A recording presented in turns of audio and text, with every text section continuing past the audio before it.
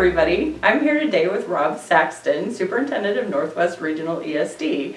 Hi, Rob. Hey, Tami, how are you? I'm great. How are you? I'm doing really great, thanks. Can you tell the folks how long you've been in your role as superintendent? I've been 3.5 years, so June will be my 4th year.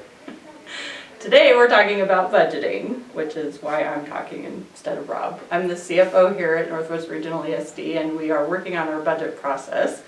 And Rob has some information I would like to ask him about the legislative session and the governor's budget.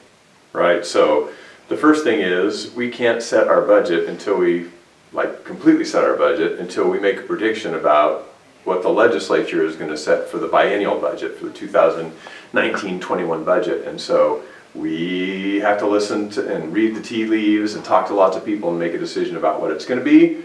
And we decided on a really nice round $9 billion for the biennium for K-12 schools.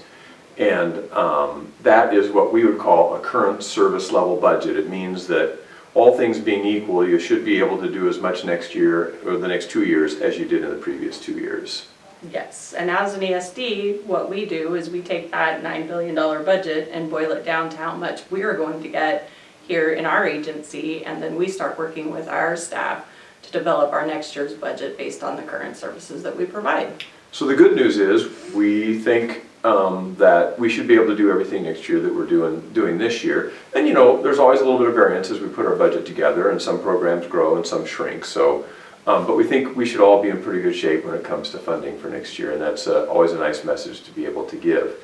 There's also this weird thing the legislature is doing this year that they've never done before, and that is saying that they might raise taxes and create more revenue for K-12 schools, and it would be another $1 billion.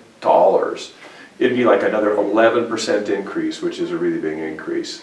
Now, if they do that, it'll be a new tax, and so it likely will be referred to the voters next November, and all Oregon voters would vote on that as a concept. And so it may, even if the legislature does that, it might stick in Oregon law, or it might be voted down. So it's not money that we're going to count on, but it's money we ought to be planning about. Exactly. So we're taking what the base budget is and we're planning going forward with that, but we're also trying to anticipate what our other options might be if the voters pass new revenue for us in November. We're in the middle of our budget process, which means people come in, they say, here's where the budget is this year, here's what we want for next year and why, and then we try to make good decisions as we put our budget together, and we'll be doing that for a couple of months now. Mm-hmm.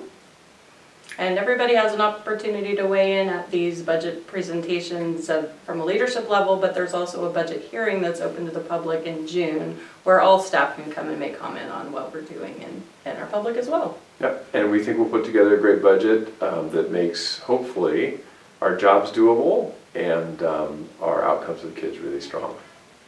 Thank you, Rob. Thank you for interviewing me today, Tami. I appreciate it.